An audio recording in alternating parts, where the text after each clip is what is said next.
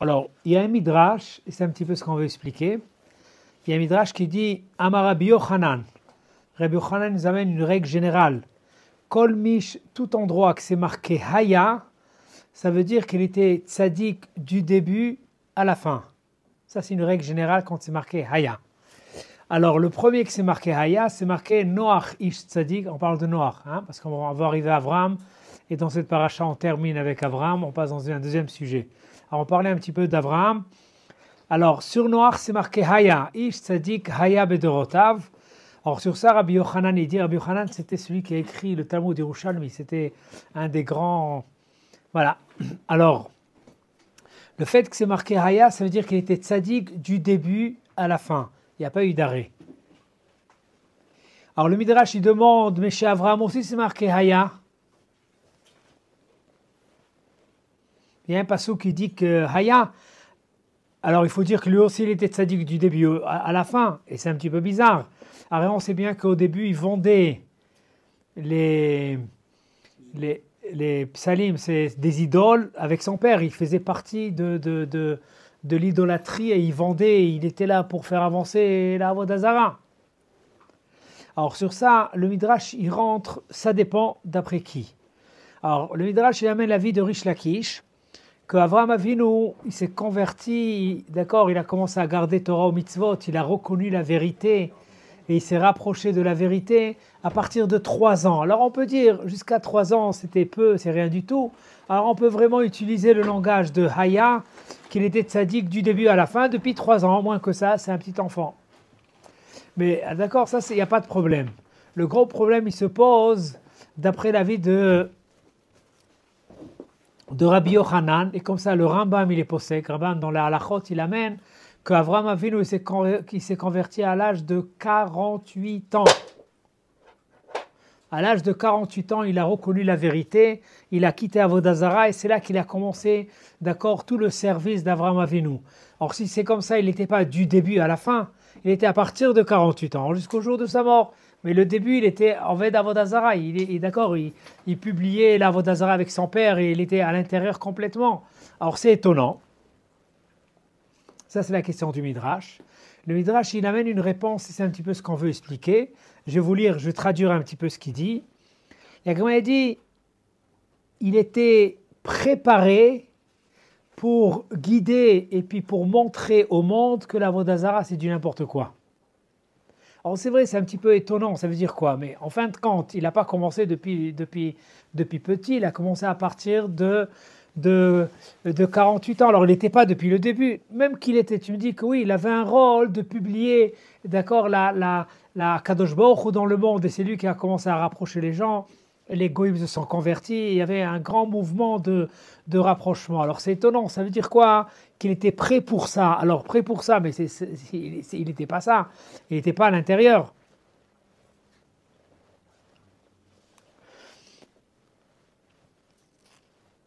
Et en plus de ça, il y a un autre midrash qui dit qu'Avraham Avinu, un jour, il prie à Kadosh Baruch Hu, il dit à Kadosh Baruch Hu, j'ai peur. Alors je lui dis, qu'est-ce qu'il y a? Quel est ton problème? Il a dit, parce que j'ai fait Avodah Zara jusqu'à 48 ans.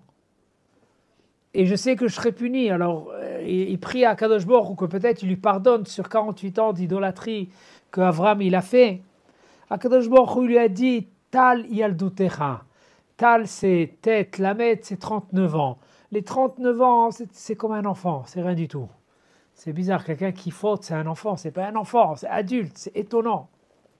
Alors déjà, ça c'est la première question. Deuxième question, on trouve la même chose chez Shlomo HaMelech. Shlomo HaMelech, d'accord.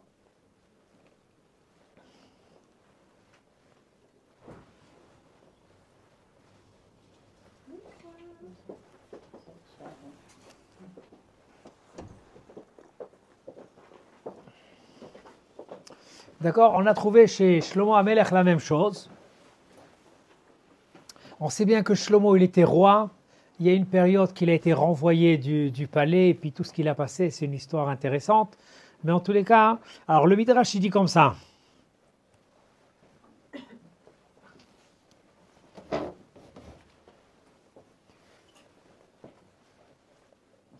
D'accord, le Midrash il amène comme ça, il dit c'est un petit peu bizarre. Shlomo HaMelech, il a écrit des livres pour prouver que l'idolâtrie c'est rien du tout.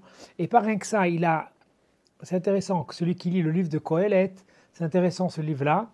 Dans Kohelet, il parle qu'il a essayé pour trouver c'est quoi le plus grand plaisir dans le monde et que c'est la peine de s'investir dans ce plaisir-là.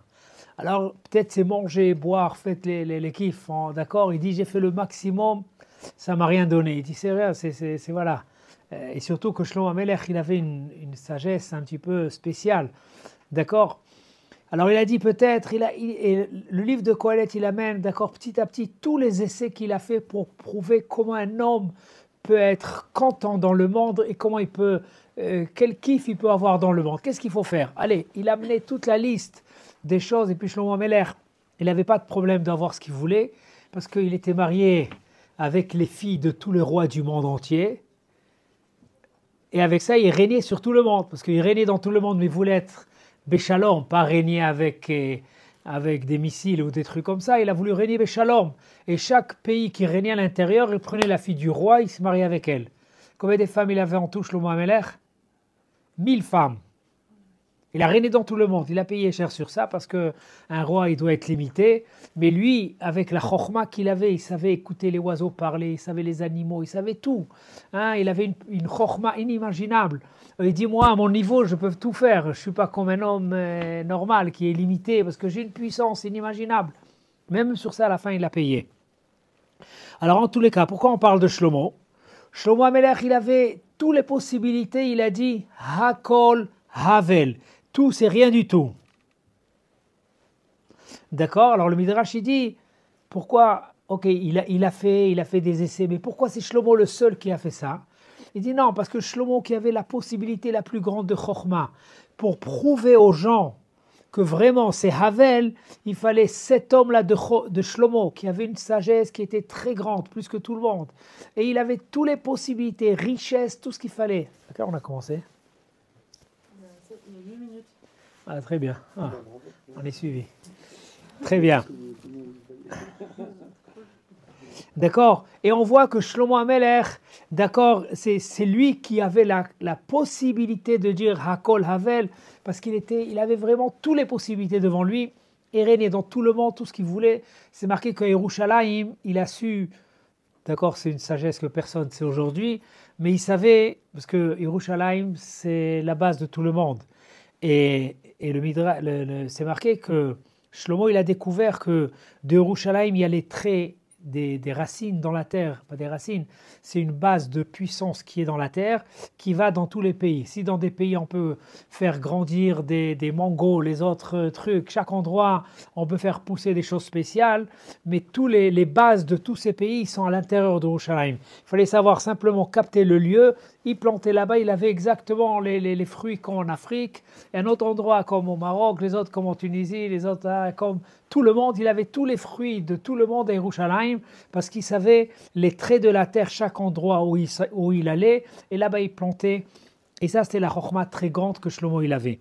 Alors, Akadosh Baruch Hu, il a choisi que ce sera Shlomo qui va faire tous les essais, et qui va écrire un livre pour prouver que dans le monde, il n'y a rien du tout de quoi profiter si c'est pas, sauf comme ça il a terminé le livre, il dit à la fin, conclusion, c'est que la Hirat Shamaim qui peut amener du plaisir à l'homme, il n'y a rien du tout d'autre, et ça c'est la fin du livre. Et pourquoi c'est Shlomo? Parce que lui, il avait les possibilités de tout avoir, et il a tout fait. Quand il dit, les gens vont écouter. Si c'est quelqu'un d'autre qui va le croire, arrête, il y a grand-père qui parle. Mais là, c'est Shlomo qui avait vraiment, quand on voit dans son histoire, c'était inimaginable. Et avec des oiseaux, il savait qu'est-ce qui allait se passer. Avec des animaux, il les écoutait. Il savait exactement toute l'histoire, comment ça allait se passer. Hein, il avait des esclaves. Et tout d'un coup, il a senti que le Malach HaMavet, il est pas loin, il doit les tuer. Et il avait pitié de ces gens-là. Il les a envoyés dans une ville que là-bas, le Malach HaMavet, il n'a pas le droit de rentrer. Comme ça, ils vont vivre longtemps. Il savait tout avec toutes ces choses-là. Hein? Et c'est pour ça. Alors, la même chose, Avraham Avinu. À Kadosh Baruch Hu, Avraham Avinu, il devait dévoiler et faire connaître que l'Avodah Zarah, c'est des bêtises. Il n'y a rien du tout dans tout ce domaine-là. Il n'y a rien du tout. Mais avant, ils croyaient. Aujourd'hui, les gens ne croient plus. Mais avant, c'était, oh là là, c'était puissant. D'accord? Et à Kadosh Baruch Hu, il a choisi Avraham, que lui, au départ, il était Oved Avodah Zarah. Il vendait il vendait des Avodat Zarot. Il était aussi dans ce commerce-là de Avodat Zara. C'était puissant. Et tout d'un coup, un jour, qu'il quitte et il prend le chemin de la Torah, avec ça, il a prouvé au monde que la Torah, ça c'est l'essentiel. Il n'y a rien du tout d'autre. Alors la réponse, elle est comme ça, que le Midrash, il disait non, il était préparé pour ça. Oui, mais quand même, il a fait Avodah Zarah jusqu'à 48 ans. Non, mais les 48 ans, c'était une possibilité pour faire ensuite le travail. Ça veut dire que chacun, l'essentiel de tout ça, c'est d'apprendre que chacun, il a un devoir. Or, chacun, dans sa naissance, il pousse, il grandit avec des situations un petit peu spéciales. Quand chacun se met à raconter un petit peu ce qu'il a passé quand il était petit, il y a des histoires des fois que tu n'arrives pas à t'imaginer comment c'est possible. C'est quoi ça? Il faut savoir qu'aujourd'hui, tout le monde sont des Gilgulim. Gilgulim, c'est des renaissances, que les Neshamot reviennent. Et même les gens qui doivent se convertir, qui doivent revenir, c'est aussi un travail parce qu'ils ont besoin d'arriver à quelque chose de spécial, à Mobiat HaMashiach. C'est un devoir spécial qui est. Et c'est pour ça que le Mashiach ne viendra pas seulement à la fin que tous ceux qui doivent se convertir, ils vont se convertir. C'est un petit peu essentiel. Et ça, c'est le travail qu'il y a aujourd'hui. Le passé, c'est pour aider à l'homme, pour le futur, pour pouvoir construire. Alors dans ce cas-là, pour ça on dit qu'Avraham, il était tzaddik depuis le début. C'est pas que tout d'un coup il a changé, il a pensé faire autrement. Non, il était depuis le début. Et ce début-là, c'était ensuite pour faire un travail très fort et utiliser le passé pour prouver, aider aux gens. Il y a des gens que des fois ils ont passé je ne vais pas parler des situations très difficiles quand ils étaient jeunes, mais quand ils prennent la leçon, ils comprennent et tout ça, ils utilisent ça pour avancer et grandir. Et ces gens-là, souvent, ils grandissent plus que les autres.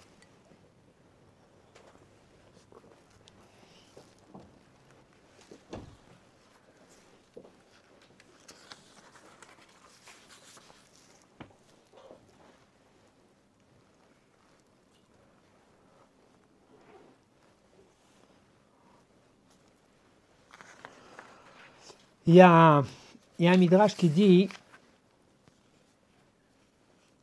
que Shlomo HaMelech, quand la Sanhedrin elle s'est assise, parce qu'il y a une Gemara entière qui détaille qui c'est qui a une part au Olam Haba, qui c'est qui a pas au Olam Haba. Parmi tout le Tanakh, il y a une Gemara qui met de l'ordre, qui sait qu'en fin de compte il a le droit de rentrer au Olam Haba et qui n'a pas le droit de rentrer au Olam Haba. Alors quand la Sanhedrin s'est assise, ils ont tranché, ils étaient en train de donner une décision que Shlomo HaMelech, il n'a pas de part au Olam Haba. Pourquoi? Parce que parmi toutes les femmes qu'il avait, il avait une femme qu'il a laissée, ou il a su, il n'a pas su, c'est très discuté. Mais en tous les cas, la fille de Paro, il était marié avec elle, et elle faisait Avodah Zara à Yerushalayim. Et selon cette histoire-là, selon les règles de la Torah, il n'a pas Chelek au Olam Haba. Or, la Gemara, elle amène une histoire que David HaMelech est venu du Olam HaElyon. On est descendu, il leur a dit, mais laissez Akadosh Baruch Hu décider, c'est pas à vous. Et ils ont dit, non, c'est à nous, la Sanhedrin, le Bedin, il est puissant, Akadosh Baruch Hu, il obéit ce que le Bedin décide. D'accord? Ils ont voulu décider. Et ensuite, la Gemara, elle amène une longue histoire qu'ils ont essayé de déranger la Sanhedrin jusqu'à que Akadosh Baruch Hu lui-même est venu, il leur a dit, laissez ça, c'est à moi de décider ce qu'il a au Olam Haba ou pas. Ça veut dire que selon l'histoire de Shlomo HaMelech, il n'a pas Chelek au Olam Haba. Mais qu'est-ce qui change? Qu'est-ce qui se passe là-bas? Alors, c'est intéressant.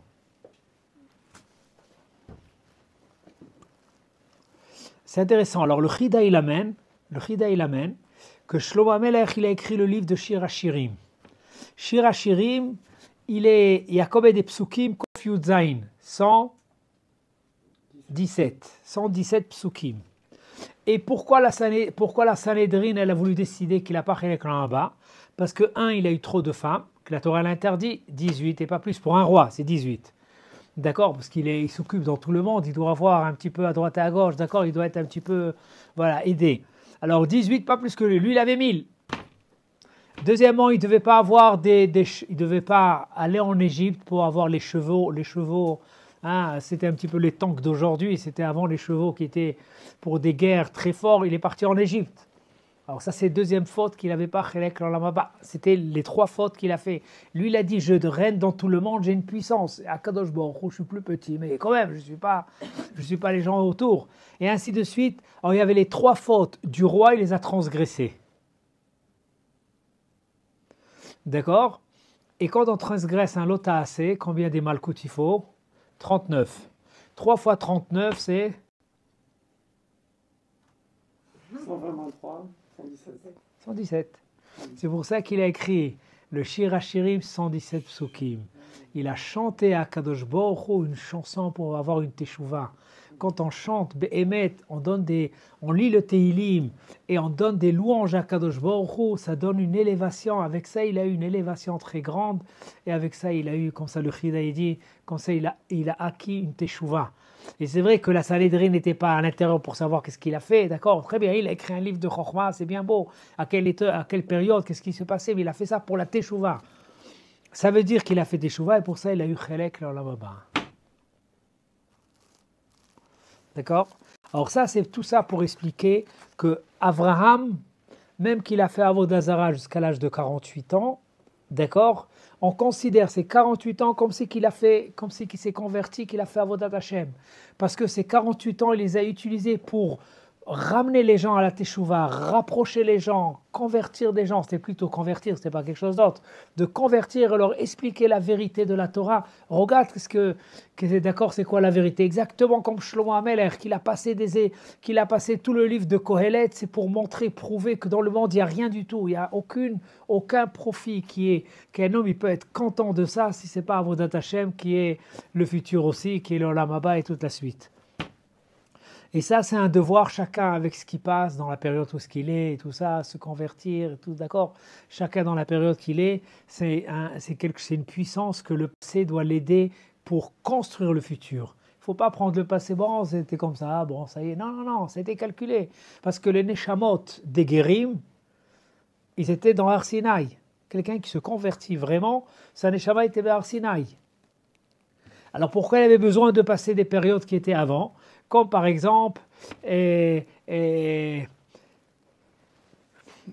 d'accord, Avraham Avinu et ainsi de suite, on trouve beaucoup qui ont passé avant quelque chose, mais le avant, il est pour aider sur le futur.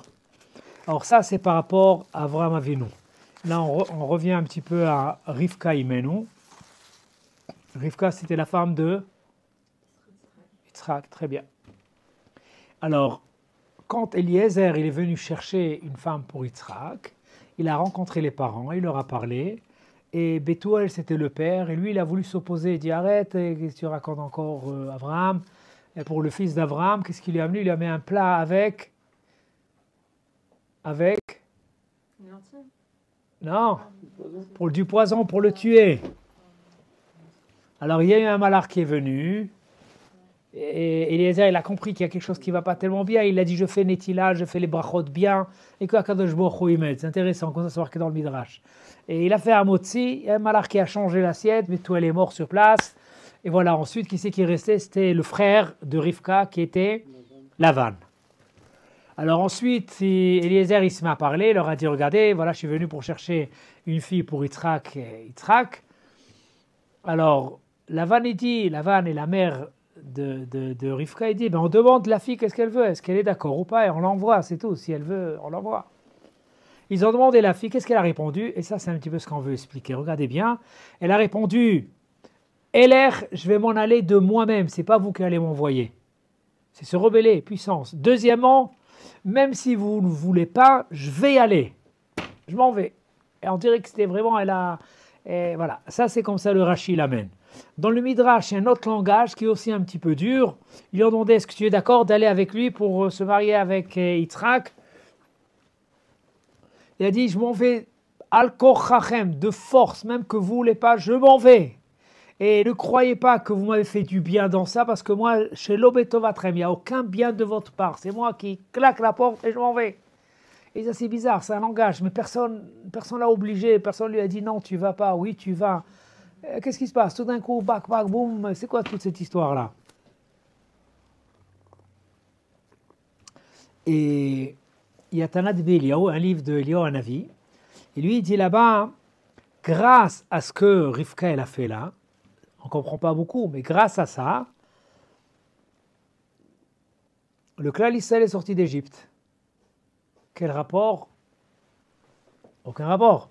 Parce qu'elle a dit, je m'en vais, je m'en fous, et puis je sors, voilà. Et alors, pour ça, le Klal Israël est sorti d'Égypte. Qu'est-ce qui se passe?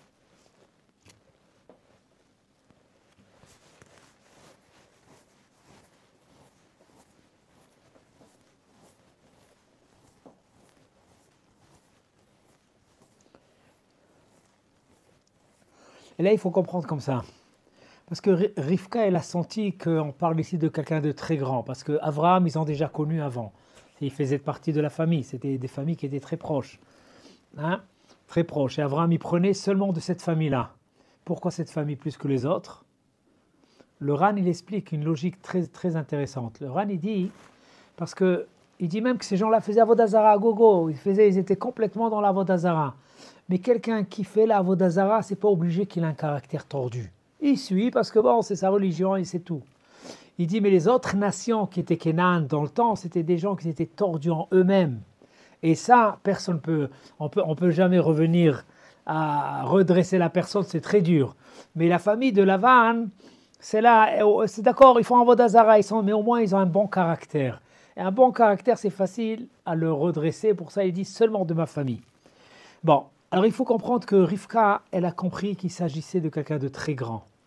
Pour mériter à rentrer, d'accord, et être la femme de Yitzhak, il ne faut pas oublier que Yitzhak lui était après Akedat Yitzhak. Après la Akedah, il a reçu une neshama très grande, pas la neshama qu'il y avait avant. C'est marqué que sa neshama, elle est montée, comme ça le Zohar il dit. Il a une neshama très forte, très grande, parce qu'il est arrivé à un niveau très grand, parce que de sa bonne volonté, il a fait Akedat Yitzhak. D'accord? On ne dit pas Akedat Avram, Akedat Yitzhak. C'est Yitzhak qui est toujours dans le...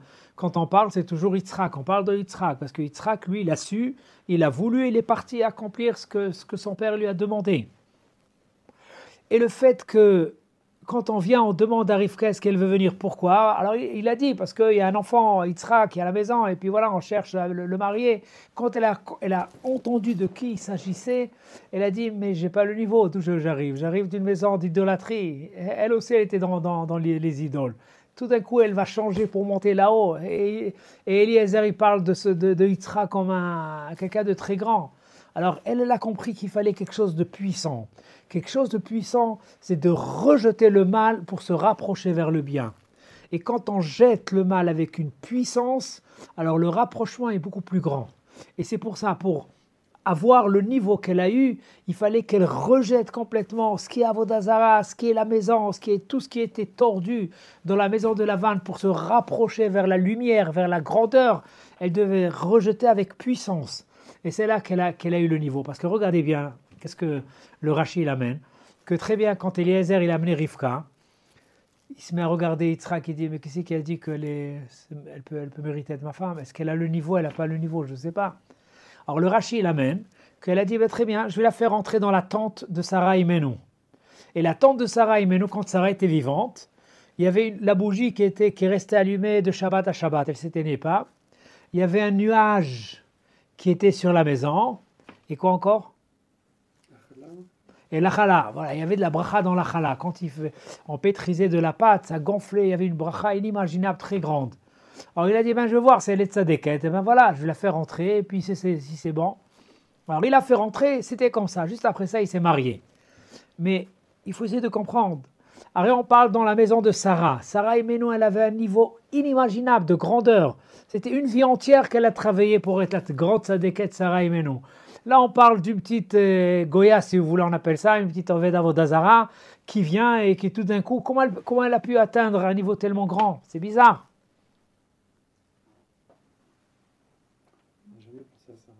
Comment elle a pu tout d'un coup, arriver tellement haut?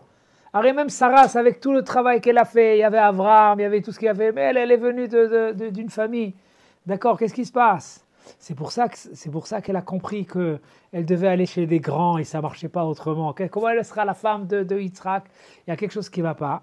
Et là, elle a compris le principe de rejeter la maison où est-ce qu'elle a grandi, tout le mal qui est à l'intérieur, toutes les idées tordues qui étaient à l'intérieur, tout rejeter de côté pour se rapprocher vers la lumière, la vérité, la Torah, c'est un petit peu Kabbalat Torah.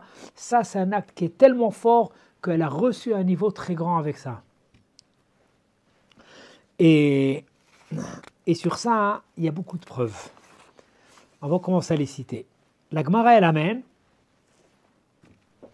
que le Beth Amikdash, c'est-à-dire Yerushalayim, était partagé de 2 shvatim, 2 tribus. Il y avait une tribu qui était Yehuda, qu'on appelle ça Judée, et ensuite Benjamin. D'accord, c'était les 2 tribus. Quand le Beth Amikdash devait être construit, Yehuda c'est le roi, si déjà on construit le Beth Amikdash, il doit être à Yerushalayim. Et Yerushalayim, de la façon que c'était partagé, il y avait une petite partie qui était à Binyamin. D'accord? Mais le reste était à Yehuda. Et c'est marqué que Binyamin, toute sa vie, il priait, il demandait d'avoir le Beth Amikdash chez lui. Son père, il lui a appris la Torah. Il a compris qu'il y avait quelque chose qu'on va mériter le Klal Israël, en Eretz Israël, ils vont mériter au Beth Amikdash. Et le Rashi, la Gemara elle amène Aya Mitztaer. C'est quoi Mitztaer? Il avait un tsar, une souffrance inimaginable, que lui, il s'est créé cette souffrance-là. Et il priait que Akadosh Baruch Hu lui donne cette part-là en Eretz Israël. Que tout le Beth Amikdash il soit chez lui. D'accord? Alors c'est marqué que quand vraiment David Ameler est venu partager la terre, dans l'endroit qu'il fallait faire le Mishkan, le Mizbeach, il y avait une partie de Yehuda qui devait être à l'intérieur. Il a reçu un ordre d'Akadosh Baruch Hu que le Mizbeach il doit être 100 pieds d'un côté, il y avait comme des pieds, un tour autour pour tenir. De l'autre côté, il ne doit pas avoir quelque chose de quoi tenir pour qu'il soit complètement chez Binyamin. Parce que le fait que Binyamin il a voulu le Beth Amikdash chez lui, et il était mitztaher, il avait un chagrin, avec ça il a mérité avoir tout le Beth Amikdash chez lui. Et David il avait la rentrée, les trucs très bien, il avait une partie du Beth Amikdash, mais c'était pas ni le Mizbeach, ni le Kodesh, ni rien du tout, c'était plutôt les entrées et tout ça, c'était à Yehuda. Mais Binyamin il a mérité. Et le Midrash il dit, Chofef alav Kol hayom, toute la journée, il tournait autour de ça, il priait, il demandait. Et d'accord, il avait du chagrin, il voulait toujours arriver à ça. Et à la fin, Akadosh Baruch Hu lui a donné. Ça, c'est une Gemara. Deuxième Gemara, c'est marqué que le Beth Amikdash, il était chez Binyamin. Le langage, il est Ben Ktefav Shachen. Entre ses épaules, la Shrina, elle était là-bas. Pourquoi on parle des épaules? C'était dans le quartier dans l'héritage de Binyamin, et c'est tout. Pourquoi Ketefav? C'est quoi les épaules? Alors, il y a un Midrash qui dit que quand il était jeune, il y avait son père qui était vieux, qui avait besoin de l'aide. Il dit, papa, ne prends pas la canne, ne prends rien du tout. Chaque fois que tu as besoin de sortir, tu m'appelles, tu mets les mains sur mon épaule. Il n'a pas voulu lâcher la gdoucha de son père qui met ses mains sur lui, qui l'aide pour tenir. Et grâce à ça, il a mérité que le Beth Amikdash était chez lui. C'est-à-dire le niveau qu'il est arrivé, parce que depuis qu'il était jeune, il s'est investi dans ce domaine-là, de ce qui est le plus saint, qui soit chez lui, et de s'investir dans cette partie qui est Kadosh, et Kadosh Baruch Hu lui a donné. Une deuxième preuve, on a trouvé chez David Ameler, mais je crois que c'est arrivé le temps. Chez David Ameler, on a trouvé quelque chose d'intéressant. David Ameler, il y avait Shlomo qui était le roi de Yerushalayim. Il y avait Shaoul qui était le roi de Yerushalayim. Mais ça n'a pas marché, il a perdu la royauté après 2 ans et demi, voilà. Et ensuite, ils ont nommé David.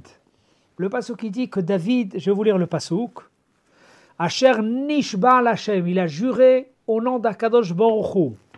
Im avo beohel beti, si je vais rentrer dans la tente de ma maison, je ne vais pas rentrer dans la maison. Im eten shenalena, si je vais dormir, pas dormir. Et est-ce que je vais mettre afafa, c'est un petit peu de somnoler, que les yeux... Non, même ça, je vais tout faire pour m'investir de trouver l'endroit du Beth Amikdash et le construire. Il ne faut pas oublier, depuis le moment qu'ils sont entrés en Eretz Israël, jusqu'à la construction du Beth Amikdash, il y avait au moins 800 ans. Hein. C'était des années. C'était des années, mais il n'y a rien qui était là. Mais David, il s'est tellement investi. Il ne dormait pas la nuit. Et il ne bougeait pas de cet endroit avec un ratson, une volonté de mériter à trouver où on peut construire le Beth Amikdash. Jusqu'à qu'à la fin, il appelle Shmuel, c'était le prophète qui était là. Il dit, Shmuel, viens, on s'asseoir, on essaie de trouver où on construit ça. Mais attends, mais pour l'instant, il n'y a pas de mitzvah, laisse tomber. Il dit, non, on prépare déjà, Akadosh Baruch Hu va nous demander après ça de faire, tu vas voir. Si on s'investit, Akadosh Baruch Hu va nous donner. Et ensuite, ils ont trouvé l'endroit. Après ça, il a voulu construire. Akadosh Baruch Hu a dit, non, tu as fait trop de guerres.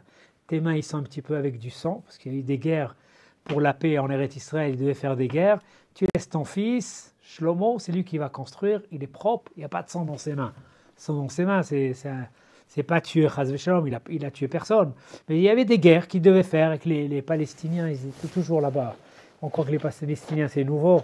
Non, depuis la création, depuis Moshe Rabbeinu, quand il est rentré, il les a laissés spécialement là-bas. C'était comme ça le programme.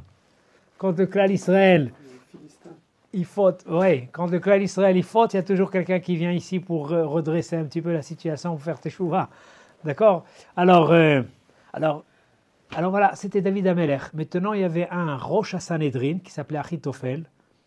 C'était un Chacham, c'était la tête de la Sanhedrin, ça veut dire que c'était un grand rave inimaginable. Et là, il a éclaté quand il a vu que David Amelech, il a trouvé, il a dévoilé l'endroit du Beth Amikdash. Il avait une jalousie inimaginable.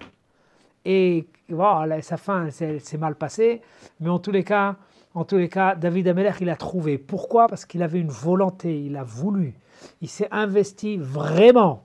Quand on s'investit, Akadosh Baruch Hu, il donne. Ça, c'est la règle générale dans tous les domaines. Quelqu'un qui ne s'investit pas, bon, la vie telle qu'elle est, j'avance très bien, ça n'avance pas. Quand quelqu'un il s'investit et il se donne, Akadosh Baruch Hu lui donne. Ça, c'est la règle générale. C'est comme ça que la Torah fonctionne.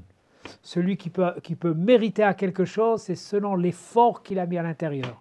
Quand il n'y a pas d'effort, alors très bien, c'est bon, c'est général, c'est comme tout le monde. Mais quand un homme s'investit dans la vérité, d'avancer vraiment et d'arriver à un niveau, Akadosh Baruch Hu lui donne. Et ça, c'est Binyamin. Il a voulu que le Beth Amikdash soit chez lui. On lui a donné le Beth Amikdash. David Amelech, il a voulu le dévoiler. Le Beth Amikdash, il était à David Amelech.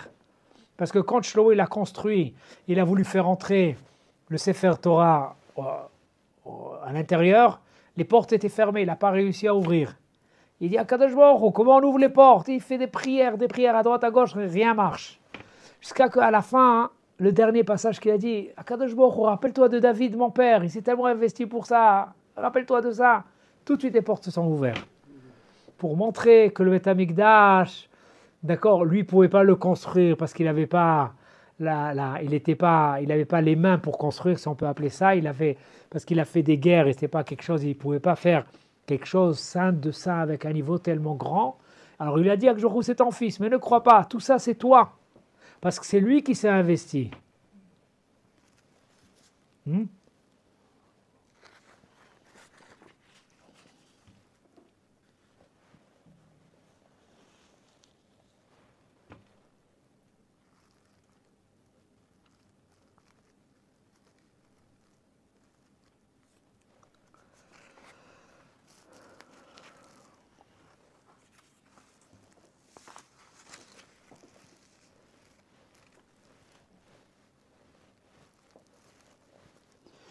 Et ça c'est le principe essentiel. Alors pour la préparation, quelqu'un qui veut avancer, qui veut vraiment voir les choses, il doit aller avec une puissance. Et là, la force, elle se trouve à l'intérieur, et là, ça peut marcher. Avraham Avinu, il a fait Avodah Zarah 48 ans, mais là, il devait quitter et montrer à tout le monde que c'était une erreur. En 2 mots, il devait, quand on lui crache un petit peu, mais qu'est-ce que tu as fait toi-même? Toi-même, tu es à l'intérieur, tu as fait cette saleté-là. C'était très difficile. Mais il a transformé, d'accord, ces 48 ans de Avodah Zarah, il les a transformés en des années de Tov. Et pour ça, c'est marqué, comme on avait commencé, c'est marqué chez lui, Haya, Avraham Avinu, Haya, comme ça il y a un passage qui parle du titre Haya. Quand c'est marqué Haya, c'est-à-dire qu'il était du début à la fin. Mais il n'était pas du début à la fin, non, avec ça il a transformé. Même la période qu'il n'était pas à l'intérieur, il a transformé complètement. Et là il a donné une puissance et ça c'est Avraham Avinu. Et pour ça on le considère tzaddik depuis qu'il était petit jusqu'à la fin. C'est-à-dire quelqu'un qui se convertit même à l'âge de 70 ans, s'il fait un bon travail, on le considère depuis premier âge jusqu'à 70 ans tzaddik. S'il utilise le passé pour avancer, pour aller plus avec puissant, pas rester attaché, voilà. Et c'est pour ça qu'Akadosh Baruch Hu, chacun, il lui donne quelque chose derrière qu'il attache un petit peu à l'arrière. Par exemple, Ruth, elle était attachée, son père il était roi, il y avait une histoire très grande qui était derrière elle. Elle s'est détachée complètement de la maison où est-ce qu'elle a grandi. Et là, elle est devenue, d'accord, une tzadékette inimaginable. Toute la malchoute, elle est sortie de elle. Toute la grandeur, elle est sortie de elle. De Ruth à Moavia, c'était une grandeur. C'est un petit peu Megillat Ruth. Pourquoi? Parce qu'elle devait se détacher, et se rapprocher. Souvent, ça donne une plus grande grandeur qu'un juif normal qu'il essaye de travailler. C'est pas, voilà. Bez Hashem ki batzlacha. Vous avez des questions? Question?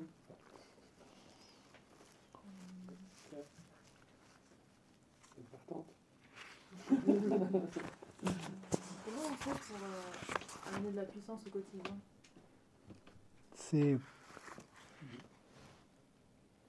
Déjà, il faut décider et prendre un chemin un petit peu surélevé, fort, et aller vers ce chemin-là. Et c'est vrai qu'il faut des conseils, parce que si on ne sait pas, alors on se perd. Il faut avoir un conseil avec un rave qui vous dit exactement comment ça fonctionne. Et allez, tout celui qui se lance pour aller très haut, Akadosh Baruch Hu lui ouvre les portes. Ça, c'est la règle générale. Ouais. Le nombre d'efforts qu'on fait.